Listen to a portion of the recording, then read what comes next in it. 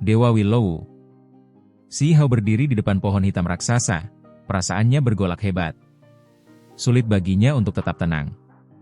Ia benar-benar tak menyangka bahwa Dewa Willow bisa melangkah sejauh ini ke arah takdir yang begitu kelam. Apa yang sebenarnya dilakukan oleh Dewa Willow? Apakah dia sedang bertarung atau malah terperangkap di tanah kegelapan? Hati si Hao bergejolak keras, dorongan untuk menolongnya begitu kuat hingga ia hampir tak bisa menahannya. Dewa Willow memang tiada tandingannya, agung, pemberani, dan penuh harisma. Si Hao hanya bisa menarik napas panjang. Dari dulu hingga sekarang, Dewa Willow selalu berbeda dari makhluk lainnya. Ia meninggalkan tubuh fisiknya dan membiarkan roh primordialnya masuk ke dalam kegelapan, membantai musuh-musuhnya tanpa ragu. Gaya bertarungnya tetap luar biasa, penuh keperkasaan. Siapa yang bisa menyamai kekuatannya? Gemuruh. Di lautan alam, gelombang besar datang silih berganti. Dahulu pernah terjadi badai kegelapan, namun kini badai yang datang jauh lebih mengerikan, menghantam pulau tempat si Hao berada. Itu adalah hukum dan tatanan dunia yang mengamuk. Simbol-simbol kebenaran agung meledak di tengah laut, menyapu pulau tanpa ampun. Si Hao duduk diam, tidak bergerak sedikit pun. Kini ia telah begitu kuat hingga bisa menghadapi badai kegelapan secara langsung. Ia membiarkan ombak menerjang tubuhnya dan angin ribut mengguncangnya tanpa rasa takut. Jika itu Raja Abadi biasa, mereka pasti sudah hancur lebur. Badai itu membawa simbol-simbol kebenaran agung yang tak terhitung jumlahnya, semuanya menyapu menuju pohon willow raksasa. Hujan deras mengguyur, kilat menyambar, dan guntur menggema di langit. Seolah dunia hendak runtuh. Si Hao tetap berdiri di sana, ekspresinya serius saat menatap ke depan. Gemuruh. Tiba-tiba, pohon willow itu menunjukkan tanda-tanda kehidupan. Setelah diserang, tubuhnya memancarkan cahaya gelap dan dikelilingi oleh bintang-bintang, dibalut rantai tatanan ilahi yang tak terhitung. Batang pohon yang menjulang itu mulai bergetar. Puluhan ribu cabang hitam melurus seketika, menebas badai laksana tombak dari hukum surgawi. Ia hidup kembali, dengan roh baru yang sangat kuat. Meskipun badai kegelapan begitu dahsyat, pohon itu tetap berdiri kokoh tanpa mengalami kerusakan berarti. Kemampuan ini jauh melampaui Raja Abadi biasa. Si Hao tak terkejut. Dewa Willow memang adalah Raja Abadi. Pada tingkat ini, saat seseorang masuk ke dalam kegelapan dan roh aslinya pergi, roh baru yang lahir justru tak kalah kuat.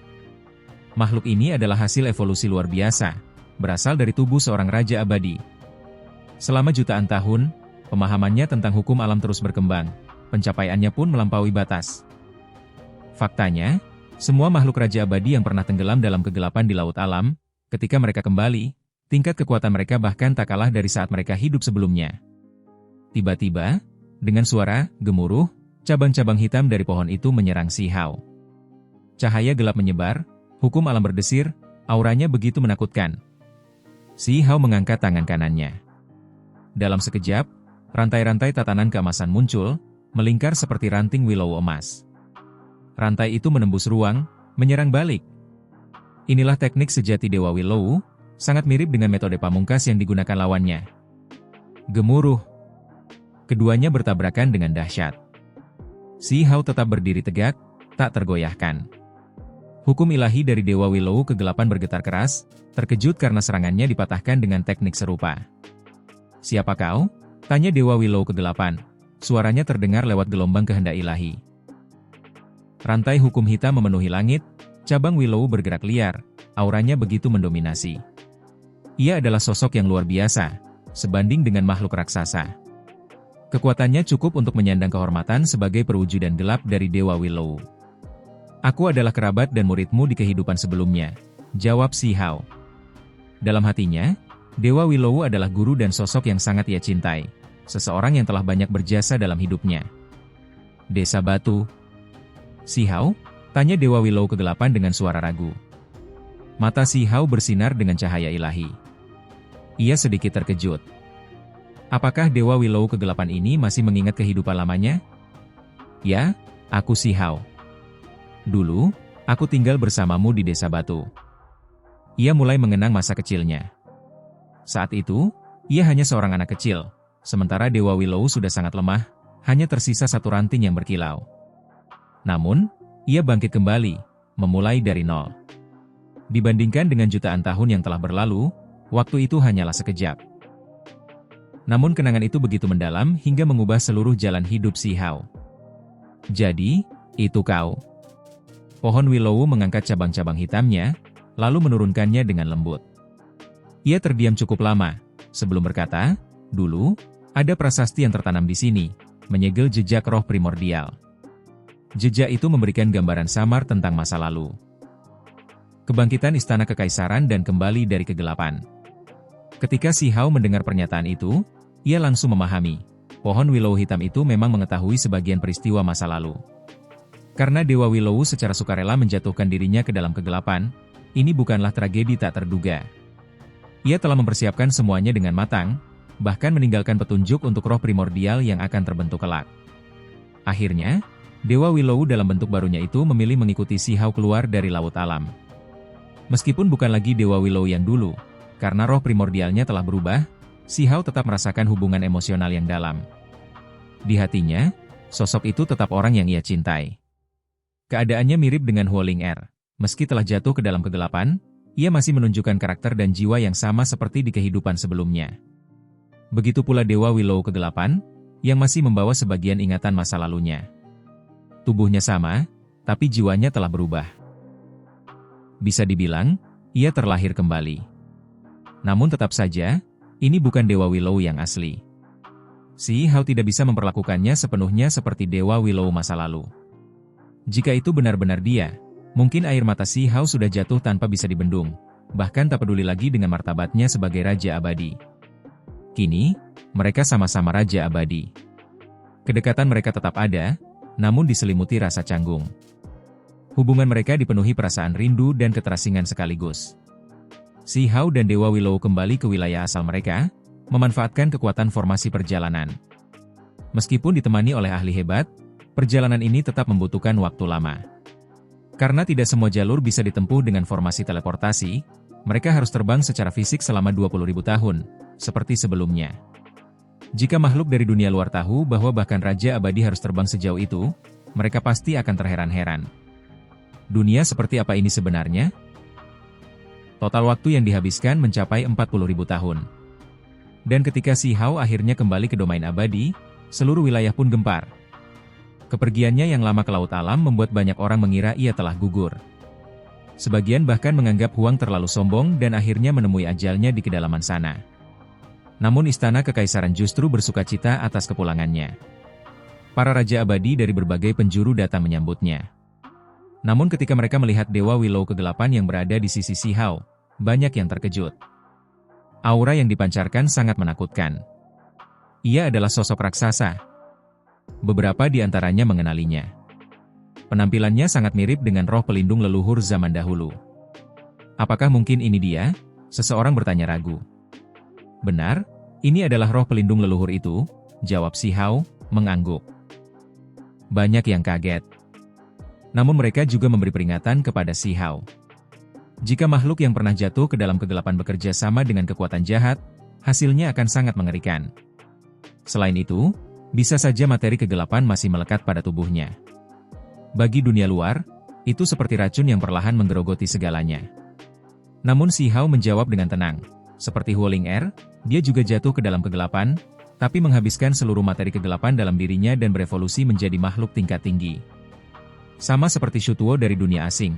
Bukankah saat aku melawannya, kalian tidak lagi merasakan materi kegelapan? Meski sempat khawatir, para Raja Abadi tidak mendeteksi tanda-tanda korosi dari Dewa Willow. Apalagi, siapa yang berani merusak hubungan dengan Si Hao? Reputasi Si Hao selama 700.000 tahun tidak main-main. Ia telah menumpahkan darah di laut alam, membantai raksasa, dan memukul mundur para penguasa dari berbagai penjuru.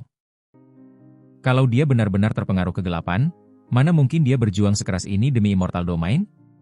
Beberapa ribu tahun kemudian, badai kegelapan kembali datang. Banyak makhluk yang sebelumnya hilang, kini muncul lagi dan menyerang domain abadi di bawah komando beberapa raja mengerikan. Dewa Willow kegelapan turun langsung ke medan pertempuran bersama Si Hao. Ia bahkan membunuh satu raksasa, menyumbang jasa besar dalam perang. Pertempuran berlangsung selama bertahun-tahun. Setelah semua penjajah dibasmi, barulah kedamaian tercipta. Namun, domain abadi tidak sepenuhnya pulih. Jalur-jalur kuno dan wilayah perbatasan yang dulu dijaga telah runtuh. Kini, jalan masuk ke Immortal Domain, dunia asing, dan tempat lain menjadi jauh lebih mudah. Begitu pula dengan dunia bawah. Entah Dao Agung masih lengkap atau telah rusak, para Raja Abadi tetap bisa menembus dan menguasai wilayah-wilayah ini. 9 langit 10 bumi adalah yang paling menyedihkan. Saat Si Hao keluar dari 10 jejak reinkarnasi di masa lalu, ia mendapati dunia itu nyaris runtuh. Makhluk-makhluk dari berbagai klan terpaksa bermigrasi ke bintang-bintang lain. Beberapa Raja Abadi bahkan kembali melalui jalur tersembunyi, seperti yang ada di makam abadi. Ada yang melindungi dunia itu, tapi ada pula yang menyerangnya. Sudah lebih dari 700.000 tahun sejak Si Hao memasuki alam abadi. Kini, lorong-lorong antar dunia mulai saling terhubung kembali. Dulu, semua wilayah menjaga jarak dan menutup lorong masing-masing agar tak menarik perhatian laut alam. Tapi sekarang, mereka semua telah menjadi target. Beberapa jalan memang masih sulit dilewati, tapi sebagian besar sudah terbuka. Ini akan jadi kekacauan besar, kata Si Hao sambil menghela napas. Pertempuran antara dunia kini menjadi tak terhindarkan. Datang dan pergi dari satu alam ke alam lain menjadi hal biasa. Puluhan ribu tahun ke depan, Si Hao mulai mengumpulkan kekuatan. Ia menargetkan satu hal, menembus batas raja dan menjadi kaisar abadi. Istana kekaisaran kini sangat kuat. Dengan Si Hao dan Dewa Willow kegelapan sebagai pelindung utama, ditambah dengan nomor 2 di bawah langit dan Taois emas abadi Ekliptika, kekuatan mereka sungguh luar biasa. Apalagi jika ditambah Hou berbulu emas, tunggangan pribadi Si Hao. Gabungan kekuatan mereka adalah ancaman besar bagi siapapun. Gemuruh. Suatu hari, terjadi guncangan hebat dari tanah leluhur semut tanduk surgawi. Seekor semut emas raksasa muncul, bertanduk satu, memancarkan cahaya tanpa batas. Ia bangkit dari tanah dan mengguncang seluruh domain abadi. Semut bertanduk surgawi telah keluar dari pengasingan. Ia berhasil naik ke tingkat 10 iblis. Fisiknya luar biasa, dan roh primordialnya hanya sedikit di bawah Raja Abadi. Makhluk 10 iblis dikenal sebagai eksistensi yang mampu menghadapi para Raja Abadi secara langsung. Mereka semua memiliki kekuatan tersembunyi yang mengerikan. Contohnya adalah semut tanduk surgawi yang memiliki kekuatan fisik terkuat di dunia. Saat dalam kondisi marah, kekuatannya meningkat secara gila-gilaan, bahkan roh primordialnya ikut melonjak. Si Hao sudah menyadari kekuatan ini sejak pertemuan pertama mereka. Kini, kekuatan semut tanduk surgawi bahkan menyamai ayahnya sendiri. Ia bisa menggantikan peran sang ayah. Bagus. Kita punya satu raja abadi lagi. Saat kita masuk ke dunia asing, tak perlu lagi mundur cepat-cepat. Kita serbu semuanya, kata Si Hao dengan dingin. Kekuatan utama mereka kini terdiri dari Si Hao, Dewa Willow ke-8, nomor 2 di bawah langit, Taois emas abadi Ekliptika, Hou bulu emas, dan semut bertanduk surgawi. Mereka adalah kekuatan pemukul maut. Aku juga ingin menerobos, seru naga merah.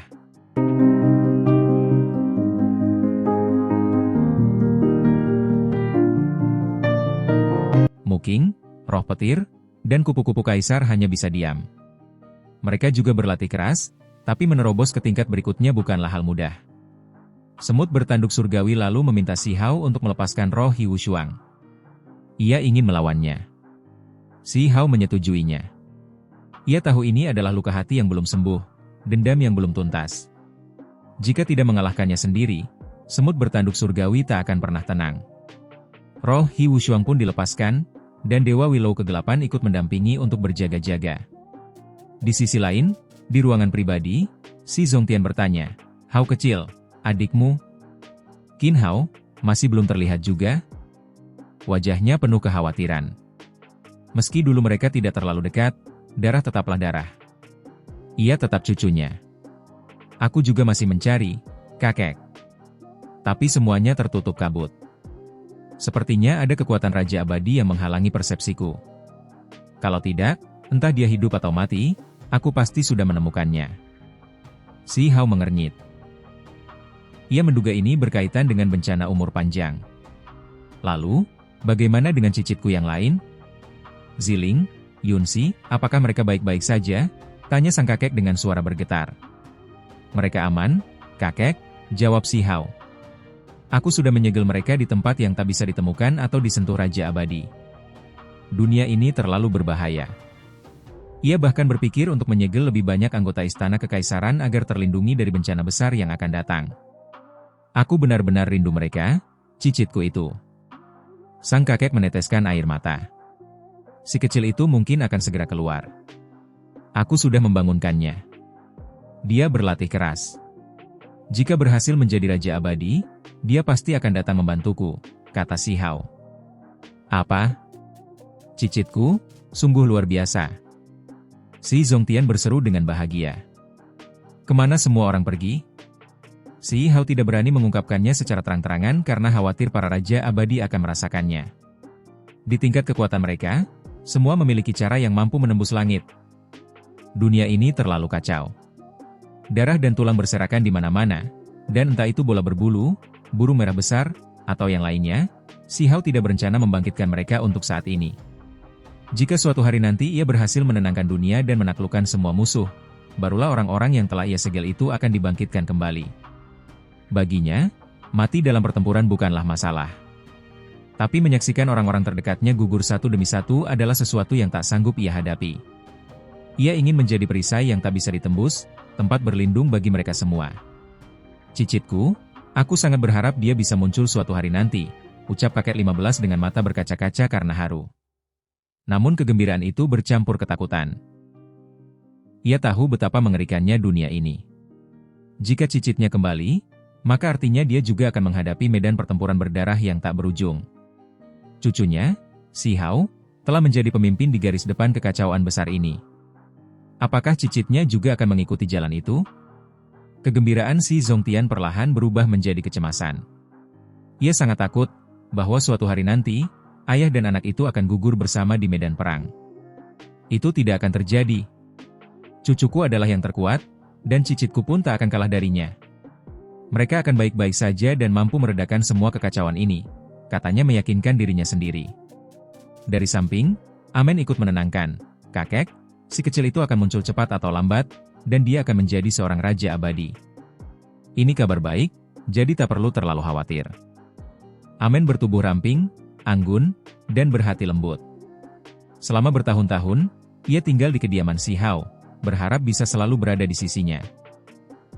Meski Si Hao kini sudah menjadi Raja Abadi, Amen tidak terlalu mempermasalahkan status itu. Baginya, Si Hao adalah sosok dari masa lalu yang ia hormati dan sayangi. Amen, aku ingin menyegelmu, juga kakek, dan beberapa jenderal tua lainnya. Apa kalian bersedia? Tanya Si Hao dengan lembut. Apa kau sudah kehilangan rasa percaya diri? Amen menatapnya lembut, meski hatinya bergetar. Si Hao sampai mengatakan hal seperti ini. Apakah itu pertanda bahwa keadaan akan semakin memburuk? Apakah ada bencana besar yang akan segera tiba? Bahkan seorang sekuat Si Hao kini menunjukkan kekhawatiran yang nyata. Itu cukup membuat Amen dan kakek 15 merasa cemas. Namun Si Hao tersenyum gagah dan berkata, "Haha, tentu saja tidak. Kalian semua bisa tinggal dan saksikan aku mendominasi dunia ini. Badai ini akan berlalu." Ia tidak melanjutkan niatnya untuk menyegel mereka. Ada beberapa jenderal dewa dan prajurit tua di istana kekaisaran. Segel saja mereka agar bisa melewati masa tua mereka dengan damai, saran Amen. Si Hao mengangguk setuju. Aku akan menemukan Qin Hao. Wajah Si Hao tampak dingin saat mengatakan ini. Apakah ada pihak yang berani menyentuh adiknya? Apakah ini benar-benar berkaitan dengan bencana umur panjang? Qin Hao memiliki tulang abadi misterius yang sangat langka. Bisa saja, ada pihak-pihak tingkat Raja Abadi yang mengincarnya. Kemana perginya para Wang Abadi, pikir Si Hao. Sejak memasuki domain abadi, ia telah mencatat siapa saja, kenalan lamanya. Namun, beberapa dari mereka benar-benar menghilang tanpa jejak. Si Hao bahkan curiga, bahwa hilangnya Qin Hao berhubungan dengan mereka. Ia pun memanggil Raja Pan, Raja Abadi Hunyuan, dan lainnya untuk mencari tahu apakah ada kekuatan misterius di domain abadi yang patut dicurigai. Ia tidak memperlakukan mereka seperti orang luar, jadi pertanyaannya pun langsung to the point. Bencana umur panjang? Keduanya terlihat kaget dan saling pandang. Ada yang salah? Tanya Si Hao. Saat kau menyebutnya begitu, Kami langsung teringat pada suatu tempat, kata Raja Abadi Hunyuan. Tempat mana? Wajah Si Hao menjadi serius. Di wilayah domain abadi yang luas, terdapat daerah-daerah terpencil yang tak dihuni siapapun. Area itu sangat misterius, tak ada tanda kehidupan, dan penuh bahaya. Si Hao mengangguk. Ia memang pernah mendengar tentang wilayah-wilayah terlarang di domain abadi yang bahkan Raja Abadi pun enggan memasukinya. Di wilayah kosong itu, mungkin di sanalah makhluk-makhluk yang kau maksud berada. Bencana umur panjang, ulang Si Hao dengan heran. Mungkin memang cocok disebut demikian, jawab mereka. Kedua Raja Abadi mulai menjelaskan. Di daerah-daerah itu, terdapat klan-klan kuno yang menjauh dari dunia luar. Lebih mengerikan lagi, ada jenis makhluk roh primordial, tanpa tubuh, yang terus mencari wadah fisik untuk bersemayam. Makhluk seperti ini sangat kuat. Yang paling menakutkan, mereka menguasai teknik-teknik kuno yang telah lama hilang, jelas Raja Pan. Hanya roh, tanpa tubuh? Mata Si Hao bersinar terang. Konon mereka berasal dari istana kuno bimbingan, bisik Raja Abadi Hunyuan, tak berani bicara lantang. Mendengar itu, sorot mata Si Hao semakin tajam. Ia mengepalkan tinjunya. Apa kau yakin? Tanyanya. Itu hanya dugaan, jawab Raja Pan. Istana kuno bimbingan adalah tempat yang punya hubungan langsung dengan dunia kegelapan. Si Hao memang berniat menghancurkan tempat itu untuk menelitinya lebih dalam, tapi sampai sekarang ia belum berhasil menemukannya. Berdasarkan informasi ini, Si Hao makin yakin bahwa semua ini saling terhubung. Dulu, saat terjadi perebutan kekuasaan di 3000 provinsi, pernah muncul istana mengambang bertuliskan, petunjuk. Di tempat itu juga terlihat roh-roh primordial yang muncul misterius. Di dasar jurang tempat artefak kuno asal dikuburkan pun, terlihat ada roh-roh melarikan diri dari kehampaan gelap. Ketika ia menyerap energi abadi kedua, ia bahkan sempat masuk ke penjara kegelapan dan nyaris tak bisa keluar hidup-hidup. Ia sudah lama bertanya-tanya. Apakah ada makhluk dari tanah kegelapan yang bisa bebas berkeliaran? Sekarang, jawabannya semakin jelas. Para raja itu lalu bercerita tentang raksasa yang pernah menjelajah ke sana, dan menyaksikan kengerian makhluk-makhluk roh purba yang kini berubah total, gila, kacau, dan menyeramkan. Mereka seolah saling melahap satu sama lain, menyatu menjadi wujud yang lebih mengerikan. Si Hao merasa ngeri, dan menduga, mungkinkah penjara kegelapan saling terhubung satu sama lain? Salah satu raksasa pernah mati secara misterius. Beberapa orang kemudian mulai berani menyelidikinya, ujar Raja Pan dengan wajah muram. Roh-roh itu menggali kuburan Raja Abadi, mencari tubuh masa lalu mereka, darah esensi, dan sebagainya, tambah Raja Abadi Hunyuan. Beberapa tahun kemudian, Si Hao kembali melanjutkan perjalanannya. Tapi kali ini ia tidak sendirian. Ia membawa para ahli terkuat dari Istana Kekaisaran. Dewa Willow Kegelapan, nomor 2 di bawah langit, Taois Emas Abadi Ekliptika, Semut Bertanduk Surgawi, dan Hou Bulu Emas. Mereka semua menuju kedalaman kuno di jantung domain abadi. Jika benar ada yang disebut sebagai bencana umur panjang, Si Hao bersumpah akan mengungkap sumbernya. Ia yakin, Qin Hao mungkin telah terjebak di sana. Sebelum keberangkatan, Si Hao telah berdiskusi dengan tengkorak kristal, tulang lengan emas, bola mata berdarah, dan entitas lainnya, mempelajari sejarah lama yang tersembunyi.